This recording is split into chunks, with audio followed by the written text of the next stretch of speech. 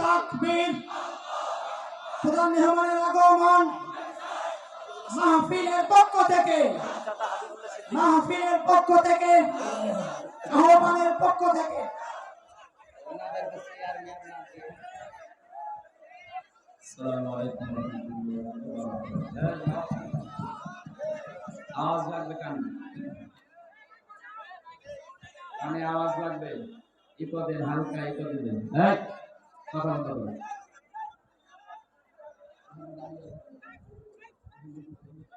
কেন দাঁড়িয়ে থাকবেন? যেখানে যা আছেন সব বসে। মাথা বন্ধ করেন ভাই। আলহামদুলিল্লাহ রাব্বিল মাশরিকাইন ওয়া রাব্বিল মাগরিবাইন আল্লাযী খালাকা কুল্লা শাইইন যাওজাইন ওয়া আওজাবা আলাইনা আল-ইহসানা বিল ওয়ালিদাইন ওয়া নাশহাদু আন লা ইলাহা ইল্লাল্লাহু ওয়াহদাহু লা শারীকা লাহু وأشهد أن محمدا عبده ورسوله سيد الكونين صلى الله عليه وعلى آله وأصحابه وأتباعه أجمعين ليلا ونهارا في الطرفين فقد قال الله تعالى في كلامه المجيد وبرهانه التوحيد أعوذ بالله من الشيطان الرجيم بسم الله الرحمن الرحيم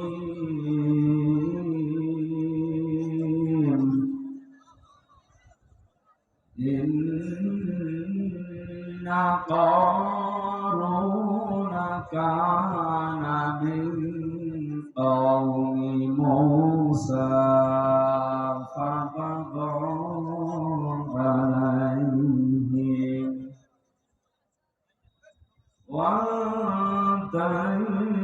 وآتيناه من الكنوز ما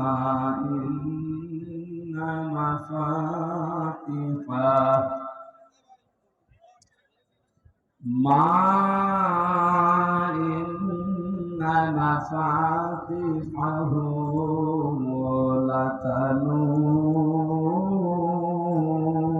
لتنوء بالعصبة أولي القوة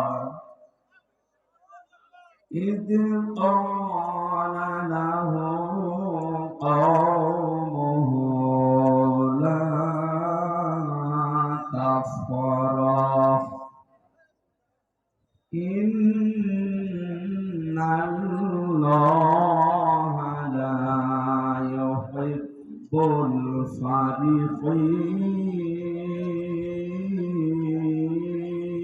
الفرحين وابتغ فيما آتاك الله الدار الآخرة ولا تنس نصيبك من الدنيا وأحسن كما أحسن الله إليك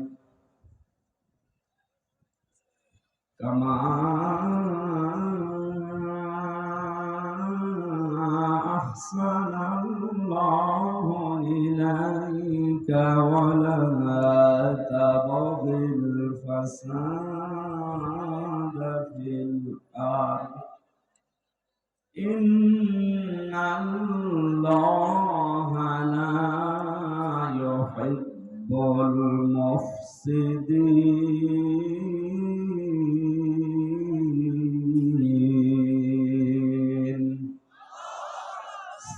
يا ربنا. عن أبي هريرة رضي الله تعالى عنه قال قال النبي صلى الله عليه وسلم إن الذي ليس في جوفه شيء من القرآن كالبيت الخريب إلى آخر الحديث. رواه ابن ماجه. وقال تعالى في شأن رسوله إن الله وملائكته يصلون على النبي يا أيها الذين آمنوا صلوا عليه وسلموا تسليما. اللهم صل على سيدنا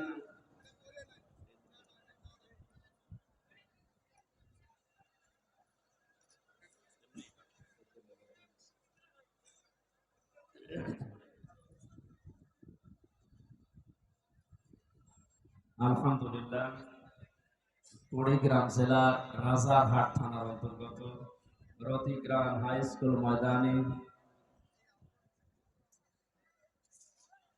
আহ্বানের পঞ্চমতম ঐতিহাসিক তাফসীরুল কোরআন মাহফিলের স্বনামধন্য সভাপতি, অত্র এলাকার সর্বজন শ্রদ্ধাভাজন ব্যক্তিত্ব জনাব হাবিবুল্লাহ সিদ্দিকী পীরজাদা আতাল্লাহু উমরাহু ওয়া বারাকাল্লাহু ফি হায়াতি, বলেন আমিন। মাহফিলের প্রধান অতিথি মাননীয় জাতীয় সংসদ সদস্য জনাব ডাক্তার মোহাম্মদ হামিদুল হক খন্দকার, সম্মানিত অতিথি জনাব মোহাম্মদ আনামা ওবায়দুর রহমান, চেয়ারম্যান জেলা পরিষদ কুড়িগ্রাম, অন্যান্য অতিথিবৃন্দ, এতক্ষণ যারা কোরআনে কারীম থেকে আলোচনা রাখলেন, কুড়িগ্রামের কৃতি সন্তান, ইসলামিক চিন্তাবিদ, শিক্ষাবিদ জনাব মাওলানা সিরাজুল ইসলাম ফারুকী, ডাক্তার মোহাম্মদ শাহজালাল,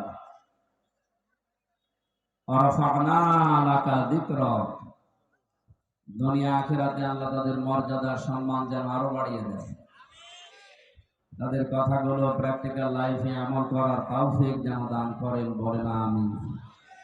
মঞ্চে বসা ওলামায়ে কেরাম, সামনে বসা মুসলমান ভাইরা, পর্দার আড়ালের সম্মানিতা মা এবং বোনেরা, প্রশাসনের ভাইরা, বিশেষ করে রাজারহাট থানার সম্মানিত অফিসার ইনচার্জ শ্রদ্ধাভাজন বড় ভাই জনাব মুস্তাফিজুর রহমান, আমার সাথে রংপুর থেকে সফর সঙ্গী হয়ে এসেছেন বড় ভাই জনাব শরীফুল ইসলাম শরীফ,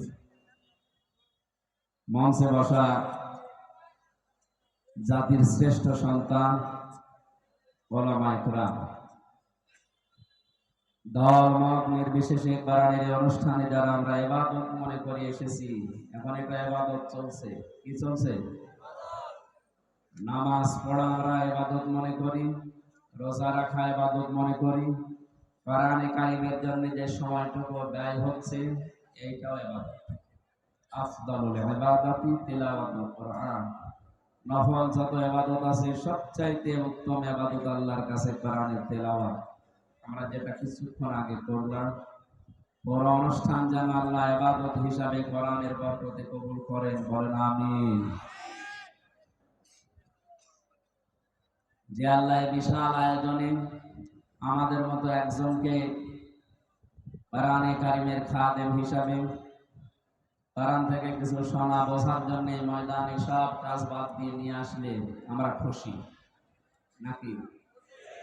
খুশি হয়ে বলছি আলহামদুলিল্লাহ। আল্লাহ রাব্বুল আলামিন বলেন, লাইন শাকারতুম লাযিদান্নাকুম ওয়া লাইন কাফারতুম ইন্না আযাবি লাশাদীদ। সূরা ইব্রাহিমের ৭ নম্বর আয়াতে আল্লাহ জানিয়েছেন, যদি আমার নিয়ামত পাওয়ার পরে শুকরিয়া আদায় করো, আমি আল্লাহ ওইটা তোমাদের জীবনে লাযিদান্নাকুম অবশ্যই বৃদ্ধি করে দেব। নিয়ামত পাওয়ার পরে কেউ যদি নাশুকরি করে, দাম না দেয়, গুরুত্ব না দেয়, ওর জীবন থেকে ওটা ছিনিয়ে নেব, এতটুকুই না ওরে আযাবের ভেতরে ফেলে দেব, বলেন নাউজুবিল্লাহ। এখানে লাইন শাকাতুম শুকরিয়া আদায়, এই শব্দটা মুফাসসিরিন ইকরাম তিনটা বিষয়ের ভেতরে বের করতে পেরেছেন। কেউ যদি কোনো নিয়ামতের শুকরিয়া আদায় করতে চায় তার পদ্ধতি তিনটা। এক নম্বরে তাকে মুখে স্বীকার করা লাগবে যে এটা ইবাদত, এটা নিয়ামত। আমরা স্বীকার করলাম যে আমাদের জীবনে আজকের এই অনুষ্ঠানটা কোরআনের জন্য এটা নিয়ামত। এটা কি অন্য কথা বাদ দিতে পারেন না? দেখতে পাচ্ছি তো আপনাদের কষ্ট হচ্ছে, কি করা যাবে? আর জায়গা নেই, ওইভাবে বসে থাকেন, দাঁড়িয়ে থাকেন, কথা বলবেন। আর 1 ঘন্টা 15 মিনিট কথা বলবেন।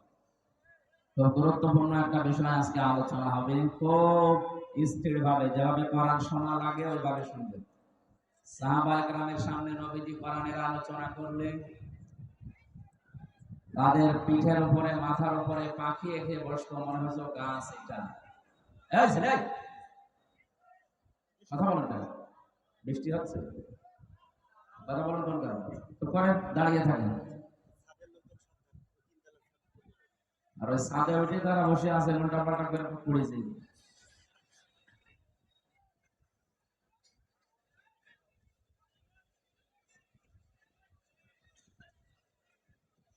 কোরআনের এই সমস্ত অনুষ্ঠানগুলোকে আমি ক্লাস মনে করি, এটা একটা ক্লাস চলছে।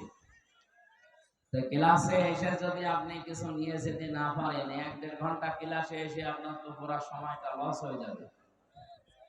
আর আমরা জানি এটা সাধারণ কোনো অনুষ্ঠান না, এটা পৃথিবীর শ্রেষ্ঠ অনুষ্ঠান কোরআনের কারণে। কিসের কারণে?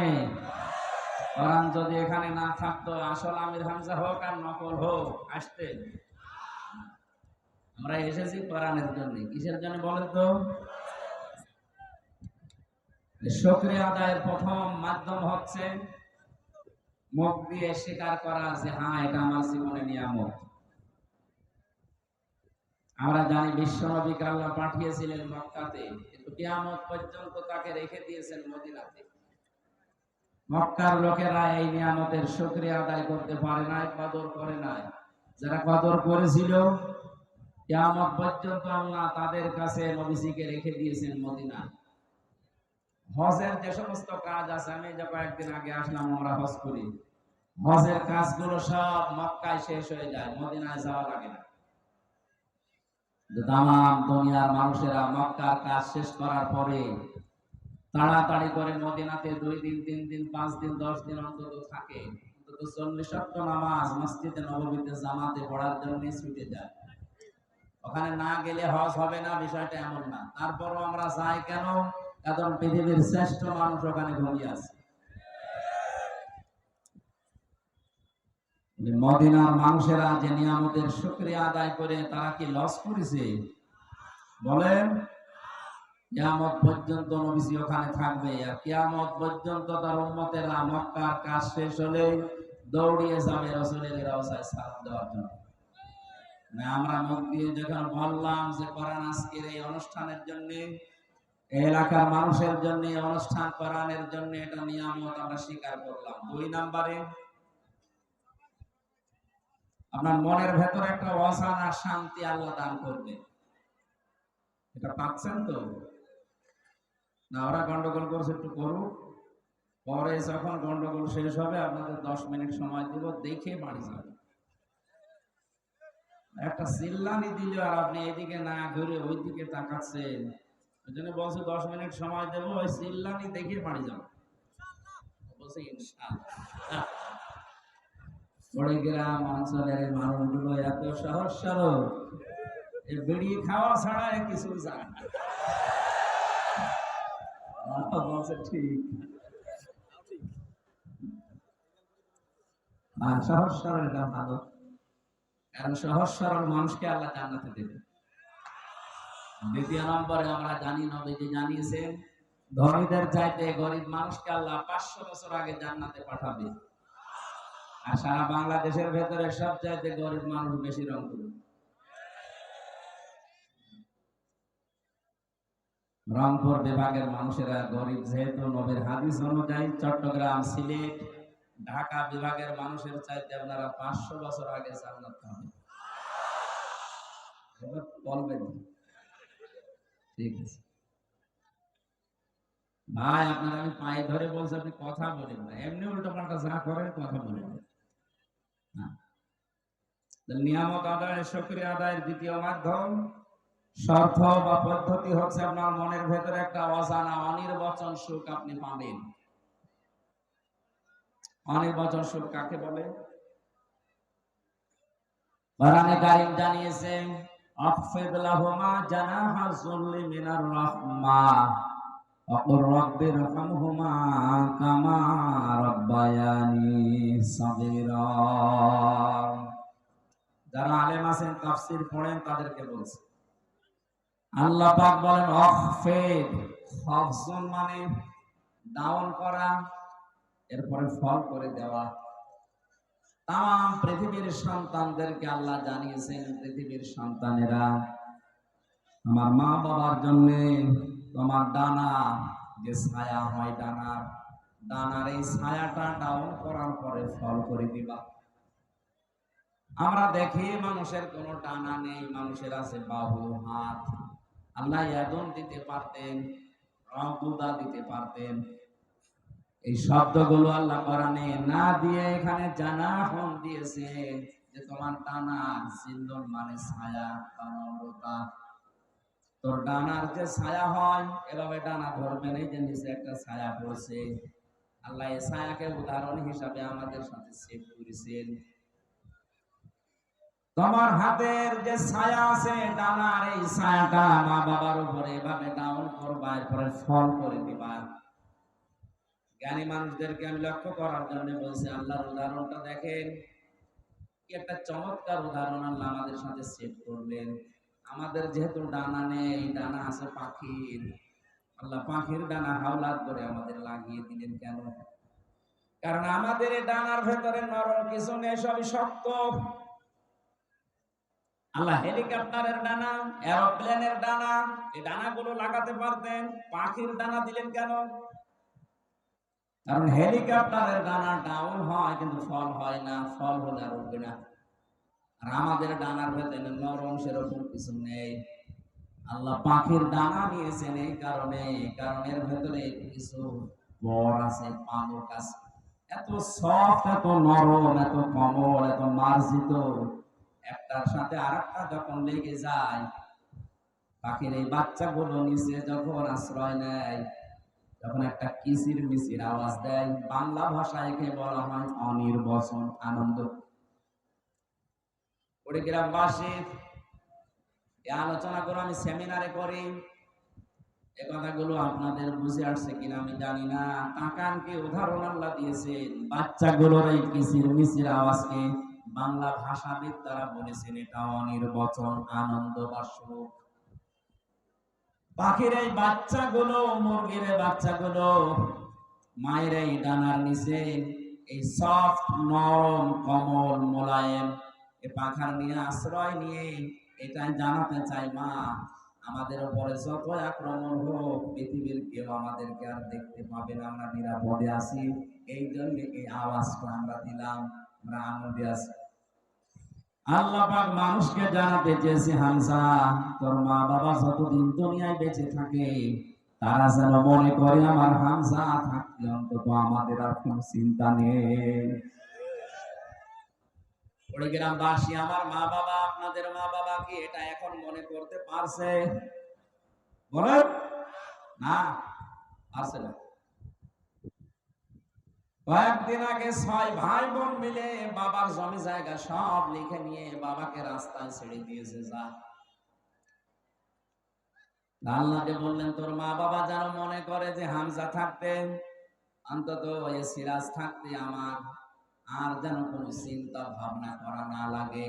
ওই 6টা ভাই বোন সব হায়ার এডুকেটেড, সব অনার্স মাস্টার্স করা, অথচ বাবার সম্পদগুলো সব নিজের নামে লিখে নিয়ে বাবাকে 95 বছর বয়সে রাস্তায় ফেলে দিয়েছে। যান, আমরা দরকার নেই।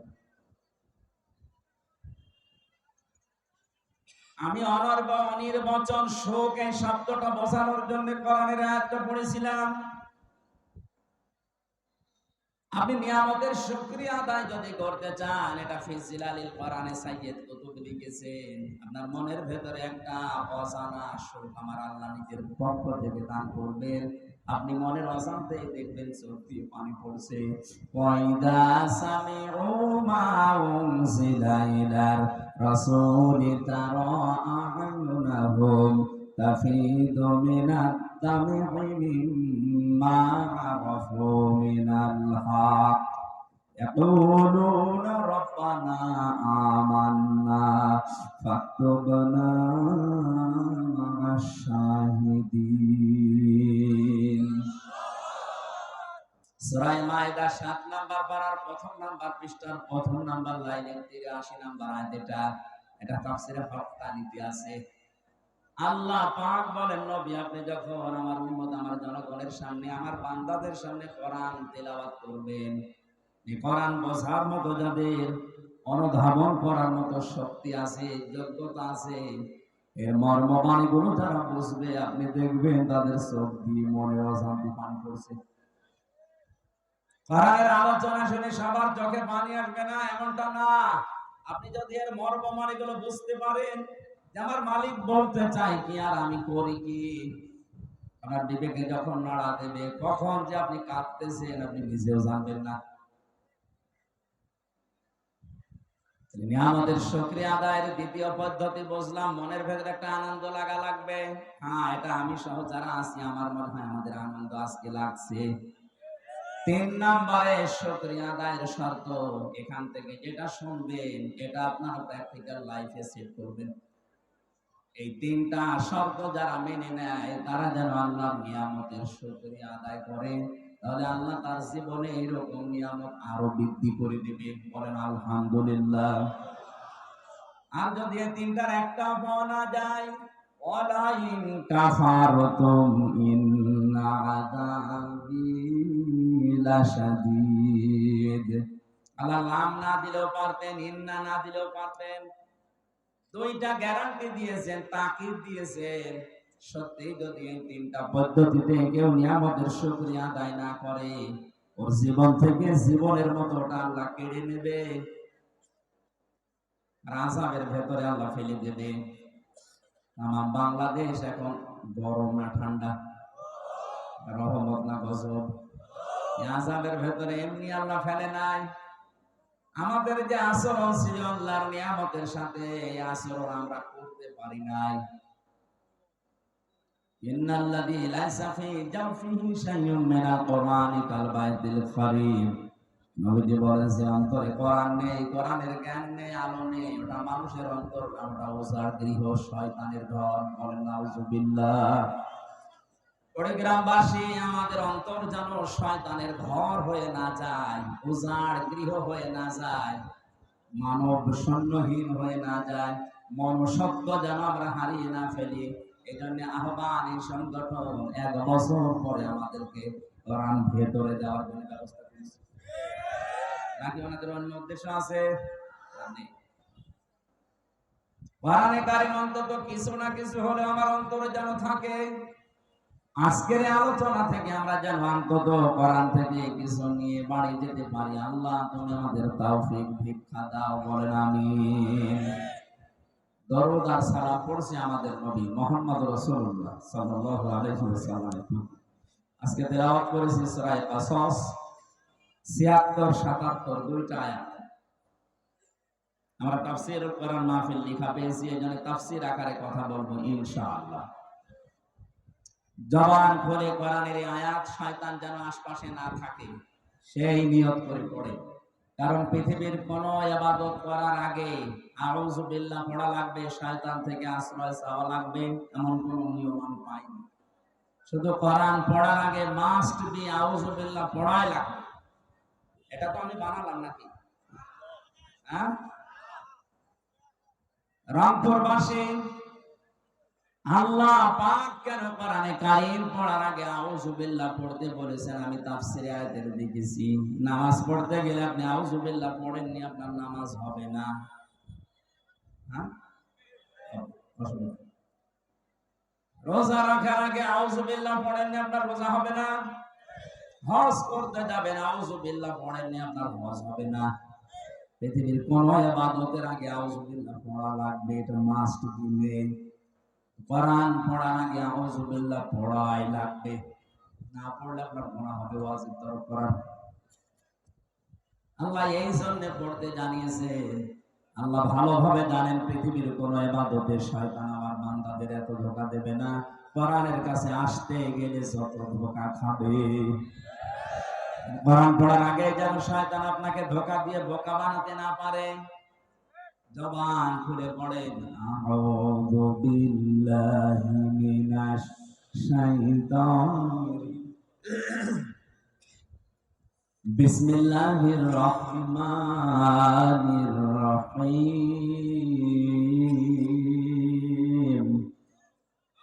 ইন্না কারুনা কানা মিন কওমি মূসা ফাবাগা আলাইহিম। সাল্লাল্লাহু আলাইহি ওয়াসাল্লাম পর্যন্ত থাক।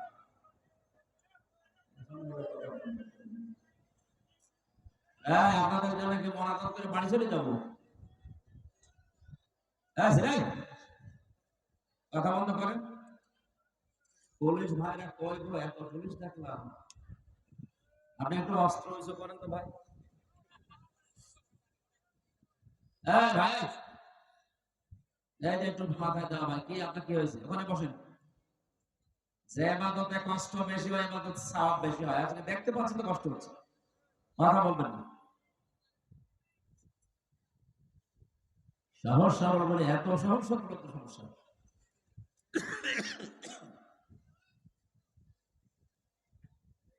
আমার ভাইরা, সূরা কাসাস, কোন সূরা? কাসাস মানে ঘটনা সমূহ। 88টা আয়াত আছে, 9টা রুকু আছে।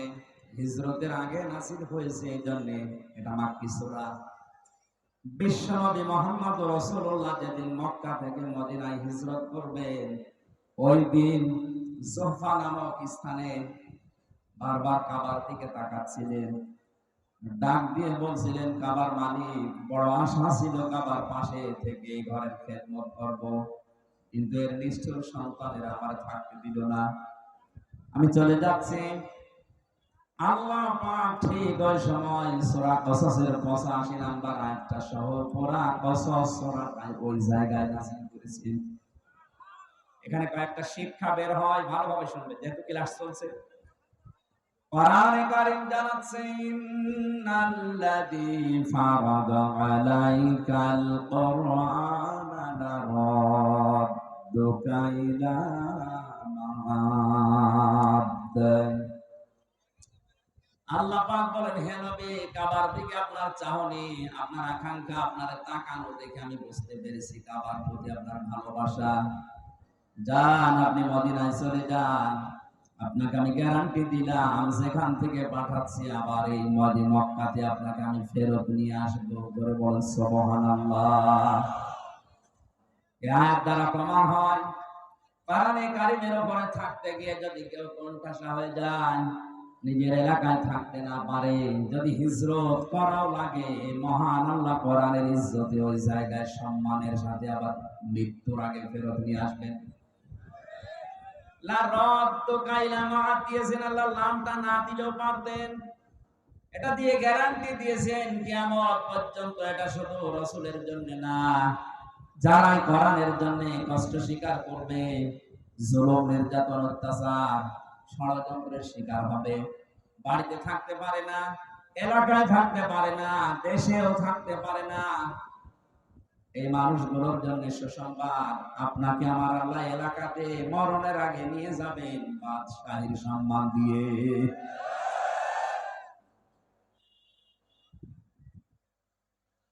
এই আয়াতগুলো নাযিল হওয়ার কারণে আমি 8টা পেয়েছি। তাফসীরে ফি জিলালিল কোরআনে 8টা ভাগে সূরা কাসাসকে ভাগ করেছেন মুফাসসির।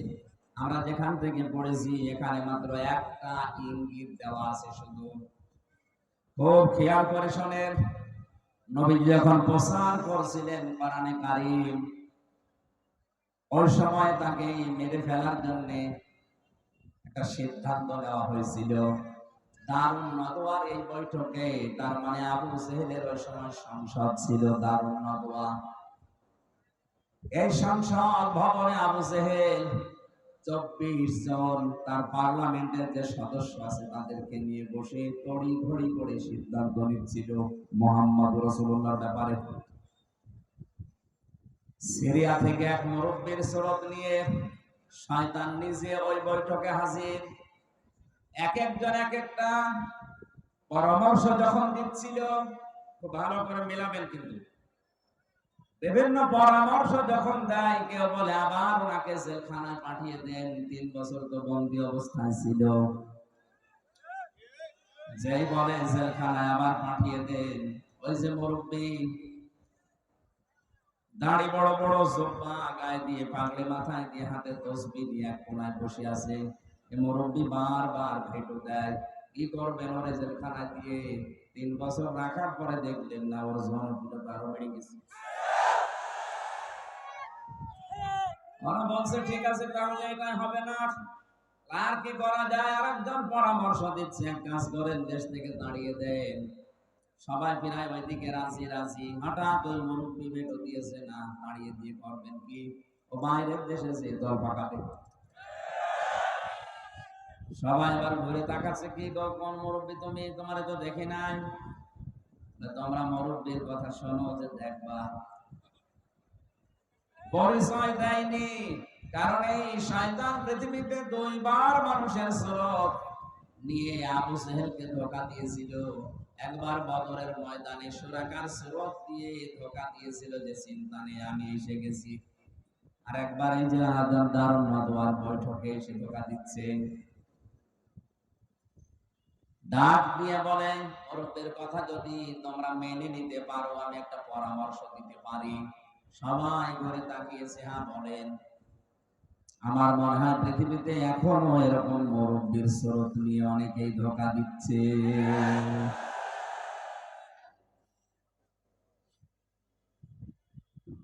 পৃথিবীর কোন জালেমরা এত বড় বড় সিদ্ধান্ত নেয় না, কিন্তু আলেম নামে কিছু জালেম বড় বড় পাগড়ি নিয়ে, জব্বা নিয়ে, সিরিয়ার এই শয়তানের স্রোত নিয়ে এসে এমন এমন তাক লাগায়, ধাক দেয়, এসে জালেমরা পর্যন্ত দিক দাঁড়া হারিয়ে ফেলে।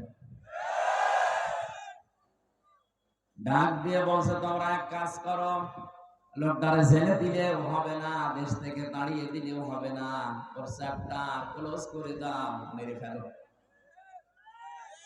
এখানে আমার ইবনে হিশাম বর্ণনা করছেন, সিরাত ইবনে হিশাম যিনি লিখেছেন, তিনি বলেন এই যে 24 জন যারা বড় বড় নেতা, পার্লামেন্ট সদস্য, এই মুরব্বীর কথা শোনার পরে কেউ প্রতিবাদ করে নাই, সবাই নিশ্চুপ। কি বুঝলেন এখান থেকে আপনি বলেন? একটা নিরপরাধ মানুষকে মেরে ফেলার জন্য সিদ্ধান্ত দেওয়া হচ্ছে, অথচ একটা লোক কথা বলছে না। 1500 বছর আগে শুধু এরকম হয়েছিল, 1500 বছর পরে এখন পৃথিবীতে এরকম হয় না।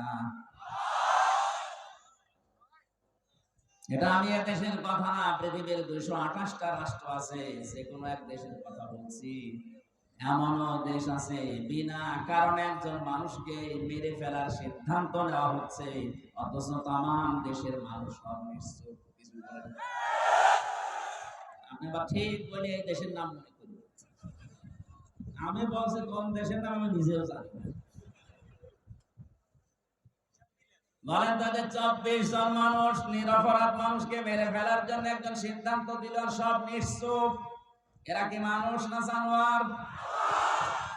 সবই তো মানুষের সুরত নিয়ে আসে, একটাও কথা বলে না।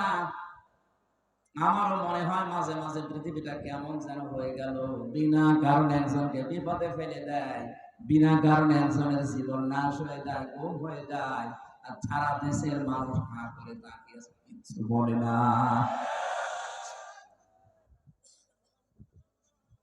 বিশ্বনবীকে হত্যার জন্য আবু জেহেল সর্বশেষ ঘোষণা দিল 100 লাল উট দেওয়া হবে। ওই জায়গা থেকে দাঁড়িয়েছে একজন, তার নাম ওমর। লোকটা দাঁড়িয়ে বলে 100 লাল উট, আমি যাচ্ছি। খোলা তরবারি নিয়ে যাচ্ছিল, আমি ইতিহাস বলার জন্য এখানে বসি না, ঐতিহাসিক প্রেক্ষাপটটা বললাম। শেষ পর্যন্ত নিজে মুসলমান হয়ে গেছে।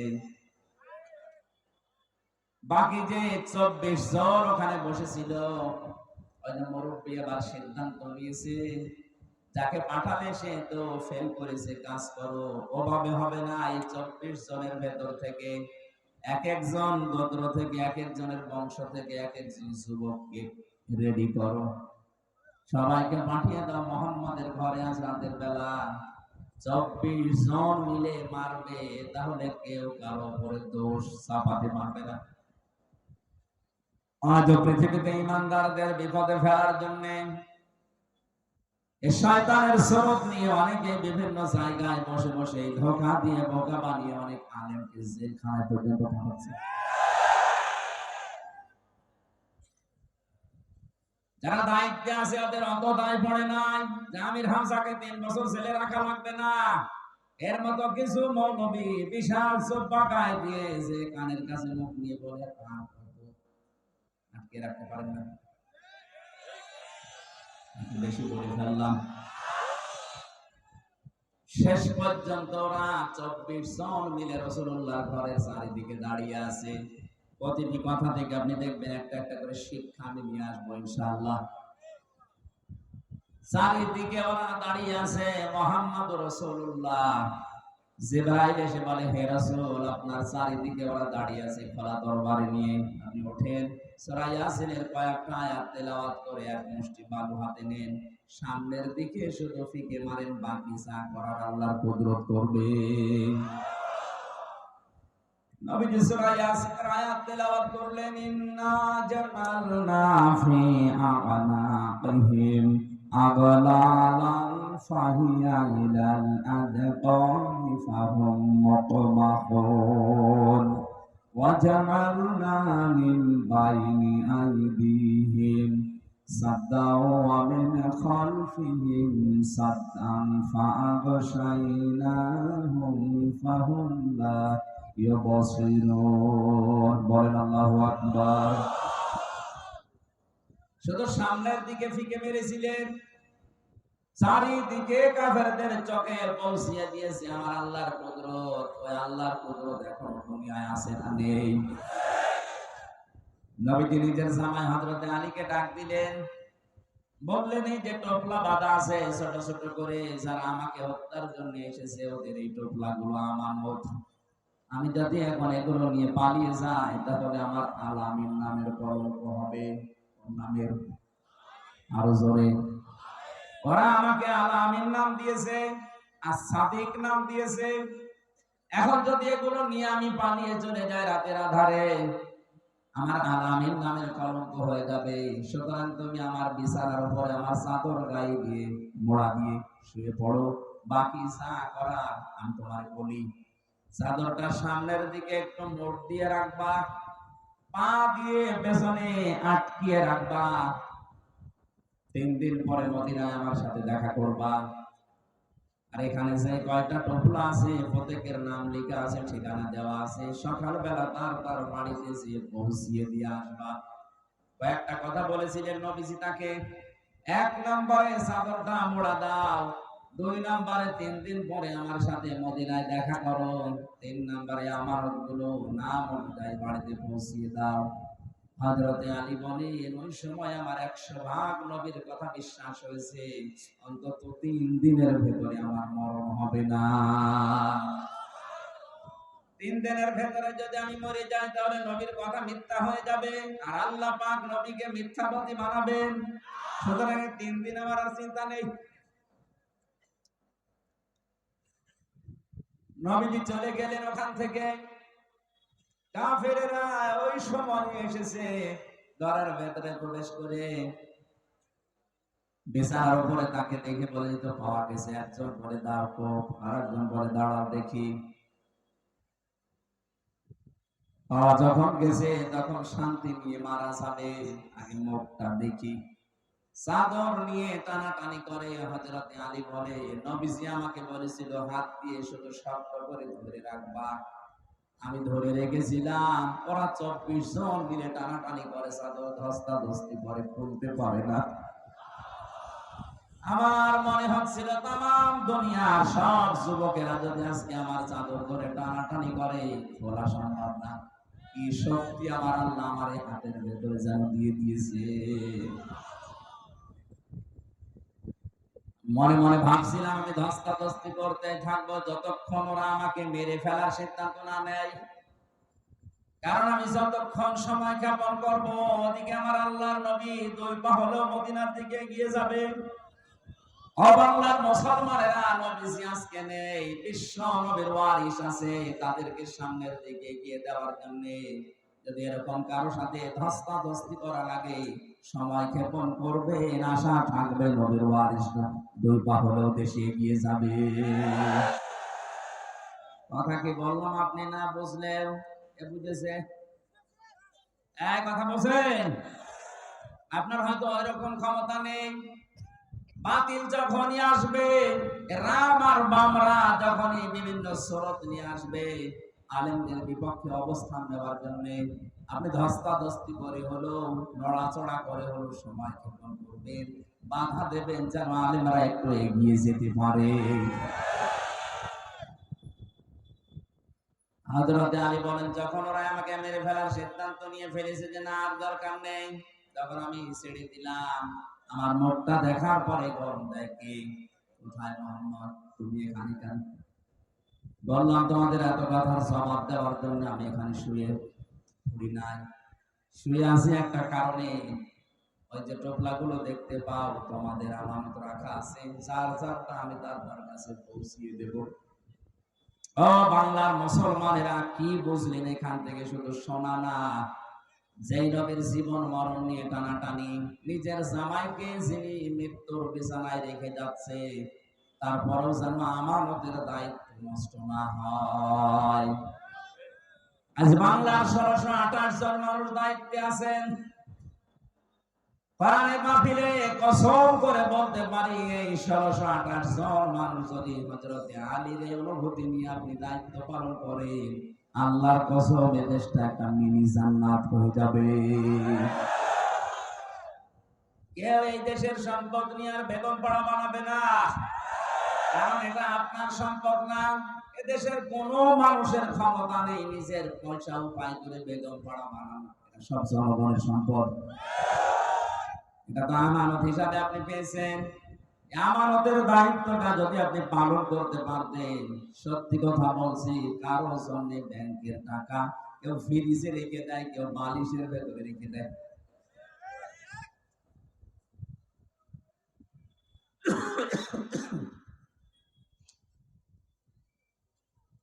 হযরত আলী বলেন, প্রত্যেকের কাছে আমি এভাবে পৌঁছিয়ে দিচ্ছিলাম। আমার মনে দৃঢ় বিশ্বাস এই যে আমি 3 দিনের ভেতরে আমার কোনো মরণ হবে না। বিশ্ব নবীর কথা আমার মদিনায় সাক্ষাৎ করাই লাগবে, এ সুযোগ আল্লাহ আমারে দেবেন। নবীজি ওখান থেকে বের হয়ে আবু বকরের বাড়িতে ডাক দিলেন, আসসালামু আলাইকুম ইয়া আবা বকর।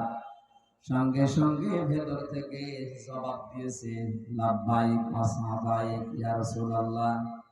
নবীজি বলেন, আবু বকর, আমি তো খুব জোরে ডাক দেই না, মৃদু স্বরে একটা আওয়াজ দিলাম, তুমি জলদি করে দরজা করে দিলে, গভীর রজনীতে ঘুমাওনি।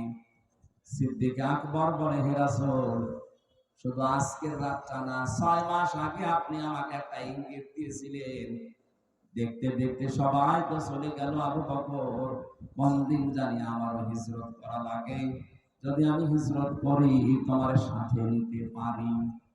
আপনি বলেন না যে নেব, শুধু পারি বলেছিলেন। ওই দিন থেকে শুরু করে আমি 2টা বিষয় লক্ষ্য করে রেখেছি। 2টা উট আমি কিনে এক ইহুদির কাছে লালন পালন করতে দিয়েছি। 2 নাম্বার, ওই দিন আমি নিজে আমার টোপলা বেঁধে দরজার সাথে পেট লাগিয়ে আছি, কখন আল্লাহর নবী আমার একটা ডাক দেয়। 6টা মাস আমি ঘুমিয়েছি শুধু হেলান দিয়ে দরজার সাথে। বাংলার মুসলমানেরা, আমাদেরও তো নবীর আদর্শ মানতে গিয়ে এরকমই কষ্ট স্বীকার করা লাগছে।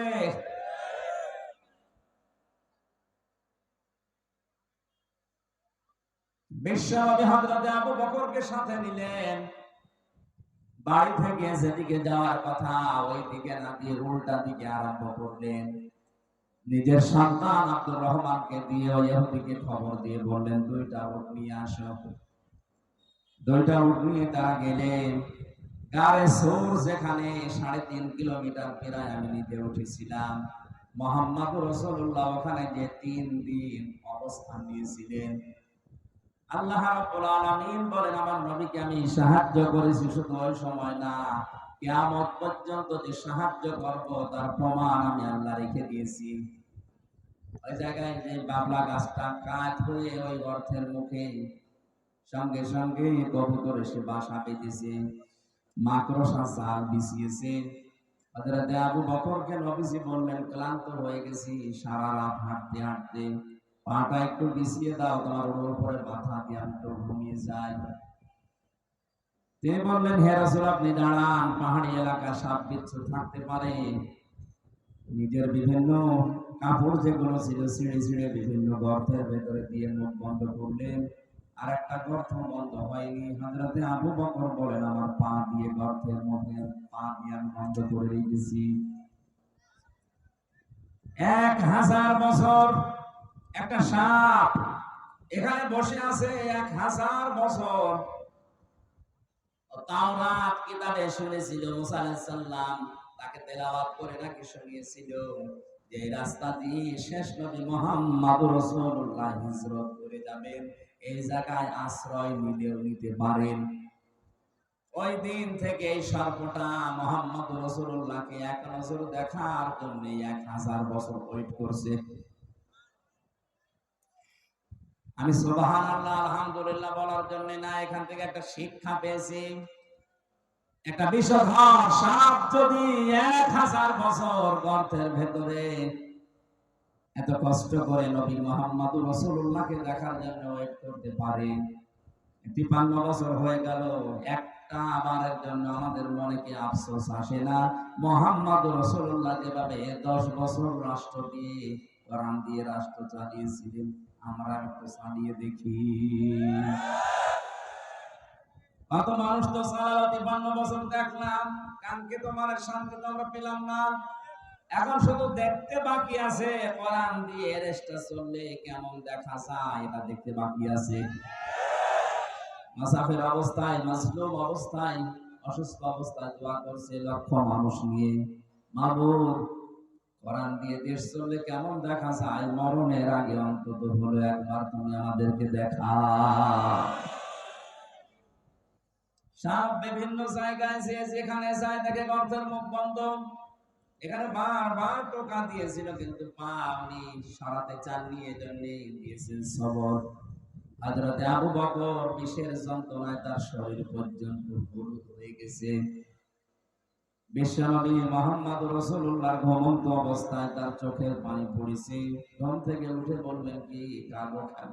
বাড়ির কথা মনে পড়েছে। হযরতে আবু বকর বলে, হে রাসূল, যেদিন আপনার প্রতি ঈমান এনেছি ওইদিন তো আমার পৃথিবীর চাইতে আপনাকে আমি ভালোবাসি বেশি। সাপে আমার কামড় দিয়েছে, যন্ত্রণায় আমার কলিজা পর্যন্ত, রক্ত পর্যন্ত জ্বলছে, কিন্তু আপনি ঘুমিয়ে আছেন, ডিস্টার্ব হবে, জন্য কিছু বলতে পারি না।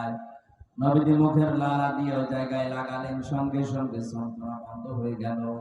ডাক দিয়ে বলে, আবু বকর, আমাকে আগে জানালে না, তাহলে এই কষ্টটা পেতে না। সিদ্দিক আকবর বলে, হে রাসূল, এটা তো রক্ত ঝরছিল, আমি যদি মারাও যেতাম, মুহাম্মদুর রাসূলুল্লাহ আলাম করছিলেন, তার আরামে আমি বিঘ্ন ঘটাতে পারতাম না। আল্লাহ বলেন, এভাবে যদি আমার রাসূলকে ভালোবাসতে পারো, কি করব জানো? ইন কুনতুম তুহিব্বুনাল্লাহা ফাত্তাবিউনি ইউহিব্বুকুমুল্লাহ ওয়া ইয়াগফির লাকুম যুনুবাকুম আল্লাহু গফুরুর রহিম। এইভাবে করে যদি তোমরা আমার রাসূলকে ভালোবাসা দিতে পারো, আমি আল্লাহ বলছি জীবনের যত অপরাধ আছে সবগুলো আমি আল্লাহ মাফ করে দেব। সিদ্দিক আকবর কি ভেবেছিলেন? যে আমার রক্ত জ্বলছে, কলিজা জ্বলছে, জীবনও যদি চলে যায় রাসূলের আরামে আমি বিঘ্ন ঘটাবো না। আজ বিশ্বনবী মুহাম্মদ রাসূলুল্লাহ মদিনায় ঘুমিয়ে আছে, তার আদর্শকে যদি এই দেশে কেউ ভুলণ্ঠিত করে, তার আদর্শকে গালি দেয়, অপছন্দ করে, আমাদের জীবন চলে গেলে হলেও এর বিরুদ্ধে কথা বলা দরকার। গত কয়েকদিন আগে গালি দিয়েছে লালমনিরহাটে কি এই যে কি মঞ্চের আছে না? দিনাজপুরের কাহারোল এক অমুসলিম, আমি নাম নিলাম না, উনি মুহাম্মদ রাসূলুল্লাহকে শেষ পর্যন্ত গালি দিয়ে ফেলেছে। আহ্বান জানাবো, নবীজি কিন্তু আমাদের কাছে কলিজার চাইতেও দামি। আপনি আর যাই করেন, কোরআন আর নবী এই দুইটা নিয়ে উল্টা পাল্টা কিছু বলবেন না, শেষে অঘটন ঘটে যাবে, সামাল দিতে পারবেন না। আমাদের মুসিবত এতটুকু, আমল দিয়ে জান্নাতে যাওয়ার মতো যোগ্যতা আমাদের নেই। আমরা একটু ভালোবাসাও দেখাতে পারি, কিয়ামতে যেন আল্লাহ এইটা বলছিল আবু বকরের সাথে একটু আমাদেরকে তোলেন, বলেন আমিন। বের হলেন ওখান থেকে, কিছু দূর যান, পায়ের যে ছাপগুলো পড়তে থাকে, হযরত আবু বকর পায়ের ছাপগুলো ছেঁচড় দিতে দিতে মুছতে মুছতে যান। নবীজি বলেন, তুমি পা ছেঁচড় দাও কেন? সিদ্দিক আকবর বলে, হে রাসূল, আবু জাহেল যদিও আপনি নাম দিয়েছেন, লোকটা কিন্তু আবুল হাকাম, বুদ্ধির পিতা। এত বুদ্ধি, এত জ্ঞান, মানুষের পায়ের ছাপ দিকে বলে দিতে পারে যে কার ছেলে, কোন বংশের ছেলে, কখন হেঁটে গেছে। আমরা যেভাবে যাচ্ছি, সকালবেলায় তো আমাদেরকে খুঁজতে বের হবে, পায়ের ছাপ দেখে দেখে আমাদেরকে ধরে ফেলতে পারে। যেন আমি পাঁচ বছর দিয়ে ওই জায়গা, ওই দাগগুলো আমি মুছতে মুছতে যাচ্ছি। বিশ্বনবী মুহাম্মদ রাসূলুল্লাহ ওখান থেকে সোহফা নামক জায়গা পর্যন্ত যে আর কাবা শরীফ দেখতে পাচ্ছিলেন না। তখন মনের দুঃখ নিয়ে এই কথাগুলো বলেছিলেন, মাবুদ, কাবা তো আর দেখা যায় না, আমি তো যেতে মনে চাই না, শুধু তোমার আদেশ পালন করার জন্য আমি হিজরত করছি। আল্লাহর সমাজ সূরা কাসাসের 88টা আয়াত এক জায়গায় নাযিল করেছিলেন। আমার ঐতিহাসিক প্রেক্ষাপট বলার কারণ হচ্ছে, হযরত মুসা আলাইহিস সালামের জীবনী দিয়ে আল্লাহ আয়াত শুরু করেছিলেন সূরা কাসাস, আর শেষ করলেন কারুনের জীবনী দিয়ে। আমার প্রশ্ন হচ্ছে, মুহাম্মদ রাসূলুল্লাহর হিজরতের ঘটনাকে আমার আল্লাহ না উল্লেখ করে মুসা নবী, ফেরাউন, কারুন এদের কথা পুরা কাসাস সূরার ভিতরে দিলেন কেন? আমি যেখান থেকে পড়েছি, এখানে কারুনের জীবনী থেকে শুরু। আয়াতের প্রেক্ষাপটের সাথে বাস্তবতায় আয়াত নাযিল করা মিলছে না। যতগুলো তাফসীর আমি দেখেছি, সব মুফাসসিরিন ইকরাম আয়াতের ব্যাপারে এইটা সিদ্ধান্ত দিয়েছে, না এদিকে তাকান, সবাই সিদ্ধান্ত দিয়েছে মুহাম্মদ রাসূলুল্লাহকে হিজরত করার ব্যাপারে সবচাইতে বেশি ভূমিকা পালন করেছিল টাকাওয়ালারা। কারা? 2 নম্বরে বেশি ভূমিকা পালন করেছে ক্ষমতাওয়ালারা। আজ নবীর ওয়ারিস যারা, নবীর খাঁটি উম্মত যারা, এদেরকে বিপদে ফেলার জন্য আপনি তাকান, তামাম পৃথিবীতে টাকাওয়ালারা আর ক্ষমতাওয়ালারা চেষ্টা চালাচ্ছে। ক্ষমতার মালিক যারা, টাকাওয়ালা যারা, তাদেরকে ওই জামানার সম্মানিত সৎ আলেম ওলামা যারা ছিল, এমনকি মুসা আলাইহিস সালাম সহ 5টা উপদেশ দিয়েছিল কারুনকে। কয়টা? আজকে যেহেতু মুসা নবী এখানে নেই, মুহাম্মদ রাসূলুল্লাহ নেই, কিন্তু নবীদের ওয়ারিস হিসাবে দাবি করে আমরা এসেছি। আমারও দায়িত্ব আজকে যে টাকাওয়ালাদের কারণে, যে ক্ষমতার কারণে নবীর উম্মতেরা, উত্তরাধিকারী আলেমেরা বিপদে আছে, মুসিবতে আছে, জুলুমের শিকার, তাদেরকে আমার মনে হয় আজকের এই আয়াত দিয়ে 5টা উপদেশ দেওয়া বাধ্যতামূলক হয়ে গেছে। বড় দরদ নিয়ে আপনাকে আমি 5টা উপকারের কথাই বলবো, উপদেশের কথা। ওই জামানায় নবীকে বিপদে ফেলার জন্য, এমনকি দেশ ত্যাগ করার বাধ্য করার জন্য টাকাওয়ালারা কাজ করেছিল বেশি। কারণের ঘটনাকে আল্লাহ উল্লেখ করে জানিয়েছে। এই কারণের ঘটনাকে উল্লেখ করার কারণে এটা কারণের মতো সম্পদ ওরা ছাড়া তাদের কারণে আলেমেরা এভাবে বিপদে পদে পদে পড়বে। হযরতে মুসা আলাইহিস সালামের চাচাতো ভাই ছিল এই কারণ। সূরা কাসাস ৭৬ নম্বর আয়াত খেয়াল করে করে মিলাবেন এবার। ইন্না কারুনা কানা মিন কওমি মুসা ফাবাগা আলাইহিম। আল্লাহ পাক বলেন অবশ্যই কারণ ছিল মুসার বংশধর, মুসার বংশের লোক, তার কওমের জাতির লোক, এবং সে তাদের প্রতি বিদ্রোহ করেছিল। ওয়াতাইনাহু মিনাল কুনুসি মা ইন্না মাফাতিহাহু লাতানু বিল উসবাতি ওয়ালিল কুওয়া। আমি কারণকে এত সম্পদের মালিক বানিয়েছিলাম, একদল শক্তিশালী যুবক তার সম্পদের শুধু চাবি বহন করার জন্য লাগতো। কুড়িগ্রামবাসী, এখান থেকে একটা শিক্ষা নেওয়া যায়। চাবি বহন করতে যদি একদল শক্তিশালী যুবক লাগে, তালা বহন করার জন্য কত দল লাগবে বলেন? কারণ ২০টা চাবি মিলে একটা তালার সমান হয় না। কথা বলেন না কেন? তালা যদি এত হয় তাহলে সিন্ধুক, বাক্স, ব্যাংক ব্যালেন্স কত ছিল, আরে ব্যাংকে সম্পদ কত ছিল মাথায় ধরবে না। আল্লাহ রাব্বুল আলামিন বলেন ওই সময় কারণকে ওই জাতির লোকেরা ৫টা বিষয় উপদেশ দিয়েছিল, বিশেষ করে যারা সব সম্মানিত আলেম ওলামা তারা। আজও জাতির ভেতরে যারা টাকাওয়ালা মানুষ আছে, আপনার টাকা কোন কাজে ব্যয় হচ্ছে আপনাকে আমি কোরআনে কারীম দিয়ে ৫টা বিষয় উপদেশ দিচ্ছি, ভালো করে মিলাবেন। ওই সময় আলেমরা কারণকে ডাক দিয়ে বলেছিল ইদ ক্বালা লাহু কওমুহু লা তাফরাহ। আনন্দ করো না বেশি। আজ টাকাওয়ালাদের আনন্দ আছে না নেই? কথা বলা লাগবে। আপনি দেখেন এই দেশে ইসলাম বিরোধী যত কাজ, সব কিছুর মূলে টাকাওয়ালারা, আর পেছন দরজা দিয়ে নাড়াচাড়া দেয় ক্ষমতাওয়ালারা। এমন এমন গানের অনুষ্ঠান দিয়েছে যেটার দ্বারা আল্লাহর আরশ পর্যন্ত কেঁপে যায়। যে সমাজে বিশৃঙ্খলা ও অশ্লীলতা বেড়ে যায়, মহান আল্লাহ সেখানে নতুন নতুন করে গজব নাযিল করেন। তার ভেতরে অন্যতম এই তাবদাহু। যিনি মনে করছেন এটা আল্লাহ এমনি দিয়েছে। ঢাকা শহরে যত নাইট ক্লাব আছে, গ্রাম্য মানুষ তো বুঝতেছেন না কি যে হয় সেখানে। আল্লাহ জানে, আর ফেরেশতা জানে, আর যারা করে তারা জানে। মানুষ যে এত নিচে নামতে পারে, ৪-৫ জন মিলে একাধারে ধর্ষণ করছে আর একজন করে ভিডিও করছে, দেখছে। এটা কোনো পশুর দ্বারা সম্ভব না। অশ্লীলতা, জেনা, ব্যভিচার, ধর্ষণ যখন সমাজে বেড়ে যায়, মহান আল্লাহ ২৭টা বছর বৈদেশে নাযিল করে। কোরআনে কারীম জানিয়েছে সাহারাল ফাসাদু ফিল বাররি ওয়াল বাহরি বিমা কাসাবাত আইদিন নাস লিয়ুযিকাহুম বা'দাল্লাযী আমিলু লাআল্লাহুম ইয়ারজিউন।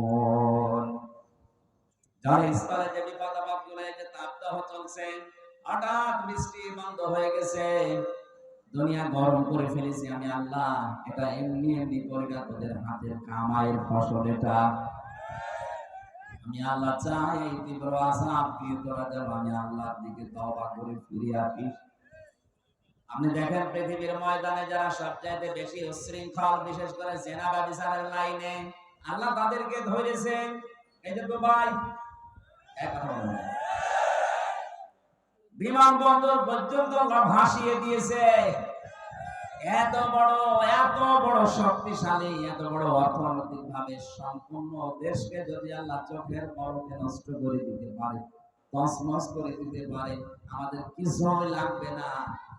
শুধু এই তিস্তার পানিকে যদি আল্লাহ হুকুম দেয় ১০০ হাত কিছু হয়ে গুজারণ করে, খুঁজেও পাবেন না কিছু।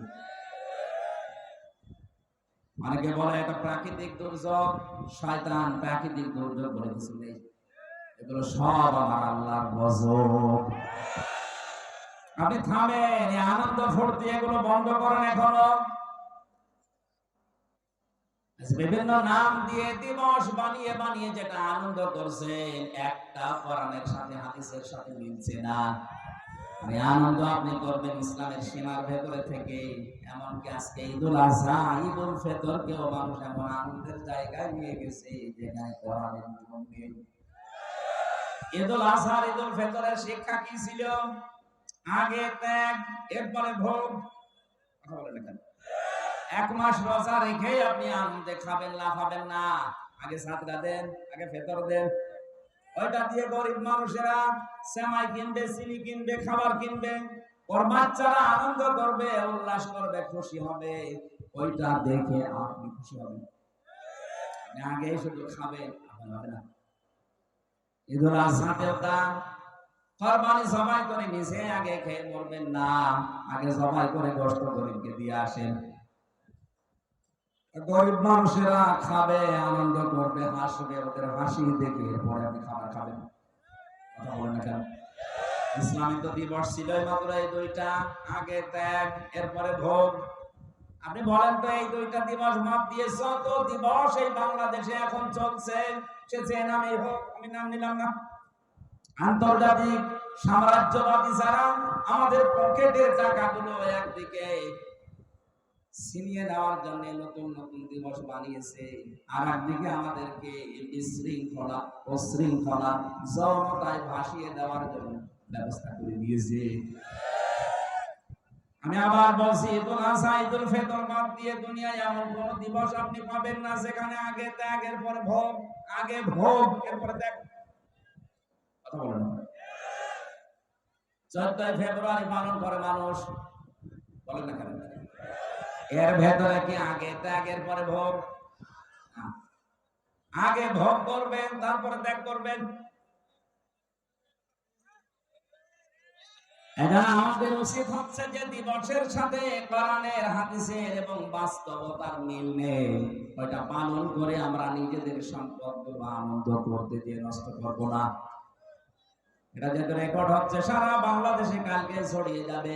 বড় বড় ধনী যারা আছেন, টাকার মালিক, কোরআনে হাদিসে আমি পেয়েছি তিনটা জিনিস মানুষকে সবচাইতে বেশি ধ্বংস করেছে দুনিয়ায়। 1 নম্বরে টাকা, 2 নম্বরে ক্ষমতা, 3 নম্বরে নারী। আমি সহ যারাই শুনলাম প্রত্যেকে যেন এই তিনটা বিষয়ের ব্যাপারে সেনসিটিভ থাকি, সিনসিয়ার থাকি, সতর্ক থাকি। আমাদেরকে যেন আমাদের সম্পদ, আমাদের ক্ষমতা, আমাদেরকে যেন নারীতে জাহান্নামে নিয়ে যেতে না পারে। বলেন আমিন। দুনিয়াতে যত মানুষ ধ্বংস হওয়ার পেছনে টাকা আর ক্ষমতা যত মানুষকে নষ্ট করেছে, পৃথিবীর কোনো জিনিস এত বেশি মানুষকে নষ্ট করতে পারে না। এই দুইটার মালিক যারা, তারা কিন্তু আরো বেশি সতর্ক থাকবেন। টাকা পেলে আপনি আনন্দ করবেন না। নবীজি জানিয়েছেন কিয়ামতে আল্লাহ প্রতিটি মানুষকে নিজের সামনে দাঁড় করাবেন। মা তাসালু কাদামা বানি আদম ওয়াতি ইয়াউমাল কিয়ামাতি হাত্তা ইসালান 50 আন উমরিহি ফিমা আফনা ওয়া আন শাবাবিহি ফিমা আবলা ওয়া আন মালিহি মিন আইনা ইকতাসাবাহু ওয়া ফিমা আনফাকাহু ওয়া আন ইলমিহি মাযা আমিলা ফিহি মুত্তাফাকুন আলাইহি। রংপুরবাসী প্রতিটি মানুষকে আল্লাহ নিজের সামনে দাঁড় করাবে, এভাবে দাঁড়া। 5টা প্রশ্নের জবাব দেওয়া লাগবে তোরে। নবীজি বলেন, জবাব যদি সঠিকভাবে দিতে না পারে, তো সামনেও যাবে না, পেছনেও যাবে না, জায়গায় দাঁড়িয়ে থাকবে। আমি সহ যারা এখানে আছি, মনে করেন এখন আমাদের চলছে ওইটা, ময়দানে মাহশার কায়েম হয়ে গেছে, মহান আল্লাহ তার সামনে হামজাকে দাঁড় করিয়েছে। আমার এই 33 বছর জীবনটা নিয়ে আমি দাঁড়িয়েছি। কয় বছর? বলেন। আমি 33 বছর জীবন নিয়ে দাঁড়ালাম। সভাপতি 60 বছরের জীবন নিয়ে দাঁড়িয়েছে। আমি নিজের জীবনটা নিয়ে মনে করেন আমি দাঁড়িয়ে আছি মহান আল্লাহর সামনে। নিজের দিকে তাকিয়ে আজকের ওয়াজটা আপনি মিলাবেন। আল্লাহ যদি জিজ্ঞাসা করে, হামজা এই সারাটা জীবন কি করলি বলতো, আপনি কি মনে করেন আমি 33 বছরের জবাব সঠিকভাবে দিতে পারবো? আমি একা থাকলে আমার মাঝে মাঝে মনে হয় আল্লাহ পাক যদি বলে হামজা কিয়ামতের ময়দানে 2024 সালের এপ্রিল মাসের 30 তারিখ পর্যন্ত করে মাফ করে দিলাম, শুধু মে মাসের 1 থেকে এই যে 5 তারিখ আজকে 1 থেকে 4 তারিখে 4 দিনের হিসাব দিয়ে তুই জান্নাতে চলে যা। আমার তো 4 দিনের হিসাব সঠিকভাবে দেওয়া সম্ভব না। আপনার পারবেন না? আপনার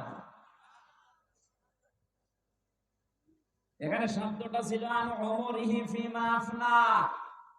4 দিন না 4 বছর না, পুরা জীবনের হিসাব আল্লাহ পুঙ্খানুপুঙ্খানু সুম্মা লাতুসআলুনা ইয়াওমাইদিন আনিন নাঈম। প্রতিটি নিয়ামতের সঠিক জবাব আপনার কাছ থেকে নেবে। আজকের এই ওয়াজটা যদি আজ সবাই আমরা সত্যি নিজের মনে করে মেনে নিতে পারতাম, আমার জীবন পরিচ্ছন্ন হয়ে যেত। হাদিসটা যদিও দুর্বল, আমি শিক্ষার জন্য বলছি। খলিফাতুল মুসলিমিন হযরত ওমর ইন্তেকালের 12 বছর পর তার সন্তান আব্দুল্লাহ স্বপ্নে দেখলেন বাবা যেন সুন্দর কাপড় পরে ভেজা নিয়ে গোসল করে আসতেছে বাড়ির দিকে। ডাক দিয়ে বলে, বাবা কোথায় ছিলেন? 12 বছর আপনাকে আমি দেখি নাই। হযরত ওমর বলে, সন্তান আমার, 12টা বছর দুনিয়ার জীবন আমি ছেড়েছি। এই 12 বছর মহান আল্লাহর কাছে আমার জীবনের হিসাব দিচ্ছিলাম। শেষ পর্যন্ত মহান আল্লাহ আমাকে মাফ করে দিয়েছে। আমি সেই দিন পঞ্চগড়ে একটা মাহফিল ছিল ঠাকুরগাঁও রানী শঙ্কর, ওখানে বিচার ব্যবস্থার উপরে কথা বলতে গিয়ে বলেছিলাম, মহান রব্বুল ইজ্জত কিয়ামতে যে বিচার ব্যবস্থা সাজাবেন, 3টা পদ্ধতিতে আল্লাহ বিচার করবেন। কয়টা? বলেন বলেন। আল্লাহর বিচার ব্যবস্থায় কোনো অবিচারের লেশ মাত্র নেই, আছে? না না।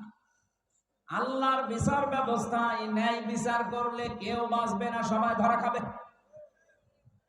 তাহলে অবিচার তো নেই, ন্যায় বিচার করলেও কেউ বাঁচবে না। কি করবে উনি? একটা রাস্তা খোলা আছে, মহান আল্লাহ যদি অবিচার, তো আমরা বিশ্বাস করি যে আল্লাহ অবিচার করবে না, ন্যায় বিচার করলেও ধরা খাবো। 3 নাম্বার একটা পথ খোলা আছে, মহান আল্লাহ যদি দয়া করে মাফ করে দেয় তাহলে আমি জান্নাত পাবো। হযরত ওমর বলে, সন্তান আমার, 12টা বছর মহান রব্বুল ইজ্জত আমার জীবনের ছোটখাটো বিষয়গুলো জিজ্ঞাসা করছিলেন, আমিও যেভাবে জবাব দিচ্ছিলাম। শেষ পর্যন্ত আল্লাহ বলেন, ওমর, আমার নামের খাতির করে আমি মাফ করে দিলাম।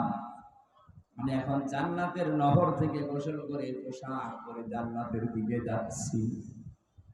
কুড়িগ্রামবাসী যার জান্নাতে যাওয়ার গ্যারান্টি দুনিয়ায় আল্লাহ সার্টিফিকেট আকারে পাঠিয়ে দিয়েছিলেন যে ওমর তুমি জান্নাতি।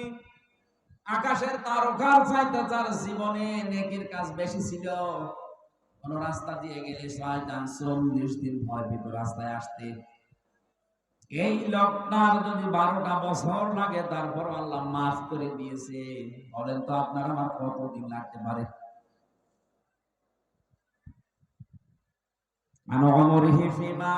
কি করে কাটালি সারাটা জীবন বল আমার সামনে দাঁড়িয়ে। 2 নম্বরে তোকে একটা যৌবন কাল দিয়েছিলাম, 15 থেকে 45, এই যৌবন কালটা কি করে কাটিয়েছিস বল। আমার মনে হয় এই প্রশ্নের জবাবে 100 জনের 98 জন ধরা খাবে। কথা বলেন না কেন? আরো যেন ধরা খায় সেই ব্যবস্থা অনেকে ষড়যন্ত্র করে করে দিচ্ছে। নয়তো শিক্ষা ব্যবস্থায় কোরআনে কারিম বাদ দিয়ে কেন আজে বাজে জিনিস ঢোকানো হবে? শরীফ থেকে শরীফা হওয়ার গল্প দিয়েছেন আপনি, আপনাকে বাস্তবতা বোঝেন ওটা কি হচ্ছে। ওটা যদি শুধুমাত্র সিলেবাস পর্যন্ত থাকতো, কসম আল্লাহর, আপনাকে আমি সতর্ক করার জন্য কিছু বলতাম না। বিষয়টা এমন জায়গায় 10 বছর পরে পড়াবে। সকালবেলা আপনি বলেন যে আমি শরীফ, বিকালে বলছেন না আমার কেমন যেন শরীফা লাগছে। আরে ভাই, আল্লাহ যাকে যে জাতি বানিয়েছে কিয়ামত পর্যন্ত চেষ্টা করেও তাকে নারীকে আপনি পুরুষ বানাতে পারবেন না, কারণ সে মেশিন পত্র তো নেই। আপনি নিজেই বলছেন না আমার কেমন যেন লাগছে, আমি এখন আর শরীফ নেই, আমি শরীফা হয়ে গেছি। আপনি শরীফা হয়ে গেছেন, আমি মানলাম তো শরীফা হয়ে গেছি, এই কথা বলে আপনি স্থির থাকবেন? বিকালেই তো বলবেন আমি যেহেতু শরীফা, আমার তাহলে মহিলা হোস্টেলে সিট দেন। সিট নিয়ে কি করবেন? ওখানে আমার মেয়ে আছে, আমার বোন আছে, আমার ফুফু আছে। এক কথা বলছেন, আপনি মাল যতই বলেন আমি শরীফা, আপনি আসলে কি এক কথা বলেন না কেন? ওখানে যে আমার মেয়ে, আমার ফুফু, আমার বোন আছে, আপনি ঠিক থাকবেন? একজন বলছে হুজুর যুবক যুবতী এক জায়গায় ঘুমানো জায়েজ আছে, ঘুমানো জায়েজ আছে কিন্তু ঘুমাবে না। ঘুমাবে? আপনি শরীফ থেকে শরীফ হয় ঘুমাবেন? সেটা আমার সামনে আমার মেয়ে যার সন্তান পেটে নিয়ে ঘুরবে, আমি কিছু বলতে পারবো না। আমাদের যৌবন বয়সের হিসাব যেন দিতে না পারি, অনেকে শিক্ষা ব্যবস্থায় এই উল্টা পাল্টা জিনিস ঢুকিয়ে আমাদের নষ্ট করার পায়তারা করছে। নিচে নামলাম না, এরপরেও যদি বলেন হুজুর আমি কিছুই বুঝি না, এদিকে আসেন, ছড়ি কোথা দিব আছে আমার।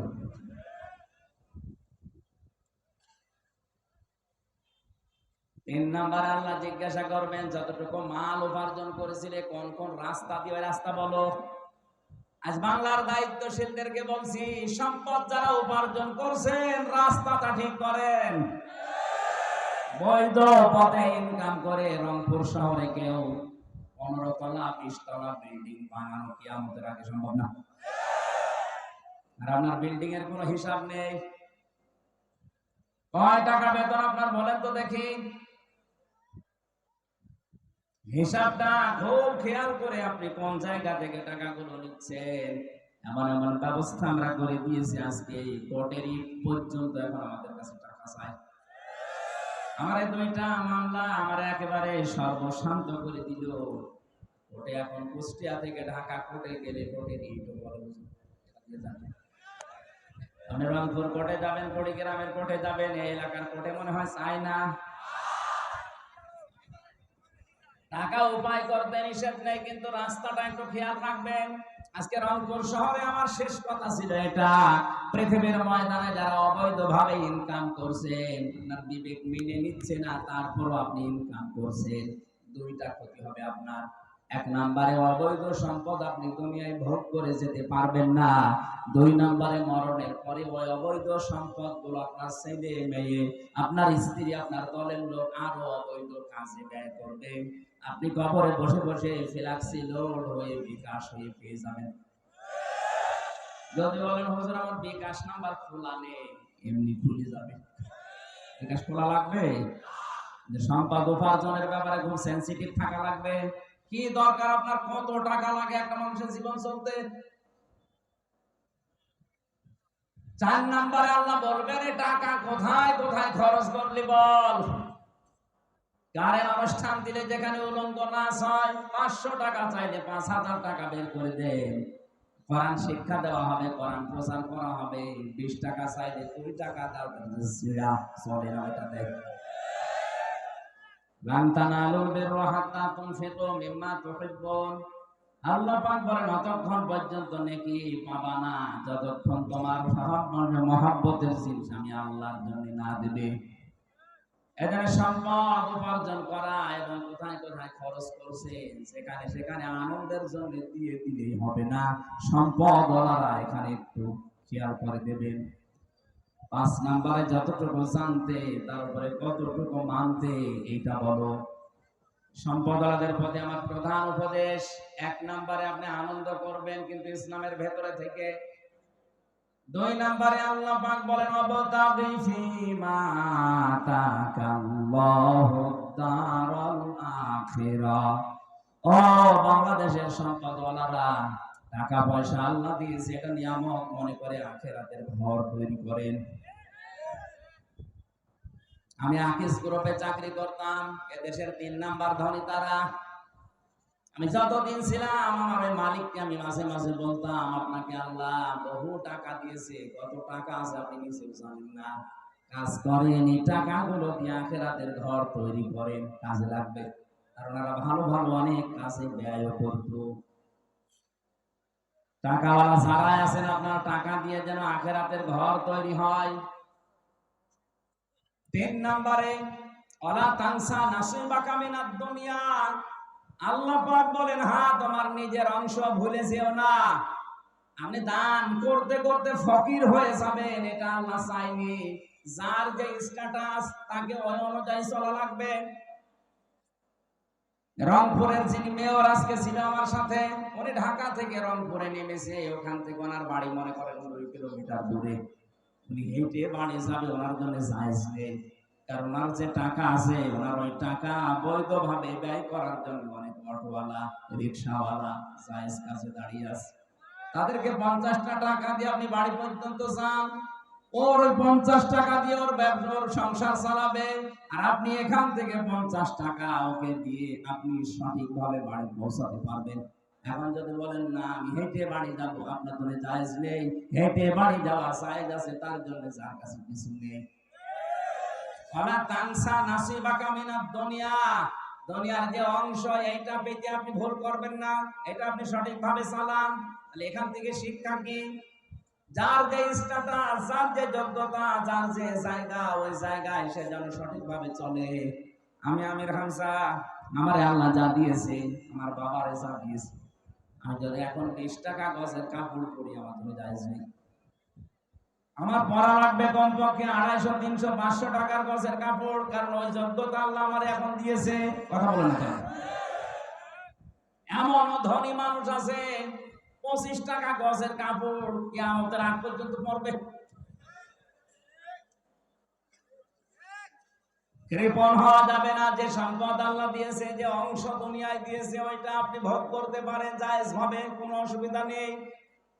এক লোক বউকে বলছে, আমি নামাজে যাব, আমার টুপিটা একটু ময়লা পরিষ্কার করে দাও। বউ কেসে দিয়েছে টুপি পরিষ্কার করার জন্য। 2 দিন আর সূর্য ওঠে নাই, রোদ নেই, এই জন্য টুপি আর শুকায় না। চিন্তা করছে ভেজা টুপি মাথায় দিয়ে গেলে মাথা আমার ঠান্ডা লেগে যাবে। স্ত্রী কাজ করছিল চুলার উপরে, টুপিটা এভাবে ধরেছে যেন শুকিয়ে যায়। আল্লাহর ইশারা, হাত থেকে পড়ে আগুন লেগে গেছে। টুপির ওই ছাই তুলে কুলি করছে, দাঁত মাজার পর পানিগুলো যখন কুলি করে ফেলে দেয়, বলছে আল্লাহ টাকাগুলো পানিতে ফেললাম। টাকা পানিতে ফেলিস। কৃপণতা করা যাবে না। যার যে অংশ আছে দুনিয়ায়, ওইটা আপনি পালন করেন, পান, ভোগ করেন, অসুবিধা নেই। অবতাগি ফিমা ওয়াহসিন কামা আহসানাল্লাহু ইলাইকা। আল্লাহ পাক 4 নাম্বার উপদেশ দিয়েছেন ওই আলেমদের দ্বারা, ওই দেশের ধনীদেরকে, তুমি ইহসান করো হে কারণ, তুমি ইহসান করো হে কারণ। হে টাকাওয়ালারা, তোমার প্রতি আল্লাহ যেভাবে দয়া দেখিয়েছে, কিছুই ছিল না, তোমার এই পর্যায়ে আল্লাহ নিয়ে নিছে। সুতরাং তোমার এই সম্পদগুলো দিয়ে তুমি ইহসান করবা মানুষের প্রতি, যেভাবে আল্লাহ দয়া দেখিয়েছেন তোমার প্রতি। আজ বাংলাদেশে আমরা যারা টাকাওয়ালা আছি, ক্ষমতাওয়ালা আছি, আমাদেরকে ইহসান গুলো আল্লাহ পাক যেভাবে করেছেন, আমরা ক্ষমতা দিয়ে, টাকা দিয়ে যদি অন্যান্য সৃষ্টির প্রতি এভাবে দয়া দেখাতে পারি, কিয়ামতে মহান আল্লাহ আর 70টা অপরাধ ঢেকে রাখবে, গোপন করে রাখবেন। এই সুযোগটা আল্লাহ টাকাওয়ালাদের, সম্পদওয়ালাদের এবং ক্ষমতাওয়ালাদের দিয়েছেন। এটা পেলে আপনি একেবারে মন মতো যা ইচ্ছা তাই করবেন না। যারা বিভিন্ন দায়িত্বে আছেন, সম্পদের, ক্ষমতার, বিভিন্ন পাওয়ারের এই জায়গায় আপনি থেকে মানুষের প্রতি ইহসান করে নিজের প্রতি ইহসান আল্লাহর তরফ থেকে বাড়িয়ে নেন, এটা সুযোগ আছে। একটা মানুষের অপরাধ যদি আপনি জানা শোনার পরেও যেভাবে হোক গোপন করে তারে বাঁচিয়ে দিতে পারেন, মহান আল্লাহ কিয়ামতে আপনার 70টা দোষ গোপন করে বাঁচিয়ে দেবেন। বলেন আমিন। অবতাগি ফিমা ওয়ালা তানসিন কামা আহসানাল্লাহু ইলাইকা ওয়ালা তাবগিল ফাসাদা ফিল আরদ। জমিনে বিশৃঙ্খলা তৈরি করা যাবে না। আমরা দেখছি এই দেশে যত বিশৃঙ্খলা করার জন্য চেষ্টা চালাচ্ছে, এর পেছনে সব টাকাওয়ালাদের অবদান। আপনার টাকা দিয়ে যেন কোনো বিশৃঙ্খল কাজ না হয়, উশৃঙ্খল কাজ না হয়, এটা আপনি হিসাব করে দুনিয়া চলবেন। ইন্নাল্লাহা লা ইউহিব্বুল মুফসিদিন, কোন সন্ত্রাসীকে আমার আল্লাহ পছন্দ করে না, ভালোবাসে না। এই জন্য সন্ত্রাস যারা সৃষ্টি করছেন, বাংলাদেশ তো ভালোই ঠান্ডা হয়ে গেছে, ভালো চলছে, হঠাৎ এই দেশটাকে গরম করার জন্য যারা উঠে পড়ে লেগেছেন তারা থামেন। কারণ যারা বিশৃঙ্খলা করে, সন্ত্রাস তৈরি করে, মানুষের ভেতরে ত্রাস সৃষ্টি করতে চায়, তাদেরকে আল্লাহ পছন্দ করে না। আল্লাহ যদি কাউকে পছন্দ না করে জান্নাত দেবেন? বলেন বলেন। আল্লাহ আমাকে সহ যারা এসেছি এই 5টা উপদেশ, বিশেষ করে ক্ষমতাওয়ালা টাকাওয়ালাদেরকে মেনে নেওয়ার তৌফিক দেন। বলেন আমিন। প্রচন্ড গরমে এই আয়াত শেষ পর্যন্ত আমি আর যাচ্ছি না, এখনো প্রায় 8টা না 9টা কারণের পরবর্তী আয়াত আছে। আমি জেলখানায় থাকতে যে 2টা বই লিখেছিলাম, নারী এবং পুরুষের উপরে দাম্পত্য জীবন নিয়ে, এখানে আছে কিনা জানি না, ওই যে গেটে সাদা গাড়িতে পাওয়া যাবে, নিয়ে আপনার স্ত্রীকে, আপনার মেয়েকে, মাকে, বোনকে, ফুফুকে উপহার দেবেন। পারিবারিক জীবনের দাম্পত্য কলহ দূর হবে আমি আশা করছি। সম্মানিত মা বোনেরা, পরকীয়া প্রেমে যারা আছেন, বইটা কিনে আপনার স্বামীকে, আপনার ভাইকে, আপনার বন্ধুকে উপহার দেন। আছে লাগবে।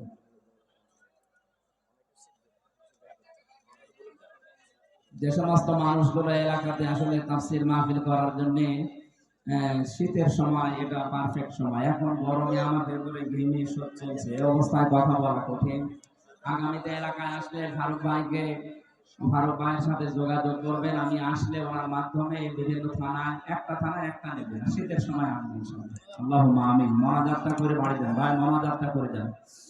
ربنا ظلمنا أنفسنا وإن لم تغفر لنا وترحمنا لنكونن من الخاسرين رب العالمين। কুড়িগ্রাম জেলার রাজারহাট থানার রতিগ্রাম হাই স্কুল ময়দানের দিকে তোমার কুদরতের নজর দিয়ে তাকাও। হাজার হাজার বান্দা বান্দিরা এ প্রচন্ড গরমে বহু কষ্ট করে তারা রাত 12টা পর্যন্ত বসে আছে কোরআন শোনার জন্য। যারা এত পাগল, এদেরকে তুমি ওমরের মতো বানিয়ে দাও। সওয়াব যদি দয়া করে আজকের এই কষ্টের বিনিময়ে আমাদেরকে দান করে থাকো, কোটি কোটি গুণে বাড়িয়ে দাও। কিয়ামতে যিনি আমাদের জন্য সুপারিশ করবে, ওই নবীর রওজায় আল্লাহ তুমি পৌঁছাও। দুনিয়ার মাটির নিচে যারা ঘুমিয়ে আছে, আল্লাহ এই মানুষগুলোর জন্য অনেকে আজ দোয়া করে না। তাফসীর মাহফিলে সবার জন্য দোয়া করছি, আল্লাহ তাদের কবরগুলো জান্নাত বানিয়ে দাও। মাহফিলের আয়োজন করতে গিয়ে আহ্বানের এই যুবক বান্দারা এতদিন ধরে কষ্ট স্বীকার করে যে মাহফিলের আয়োজন করলো, সারাই যেভাবে সাহায্য সহযোগিতার হাত বাড়িয়েছে, তোমার সাহায্য তাদের দিকে ভাবে এগিয়ে দাও। জেলার ডিসি, এসপি, টিএনও, বিশেষ করে থানার সম্মানিত ওসি আমার মুস্তাফিজ ভাই সহ পুলিশ সদস্য ভাইরা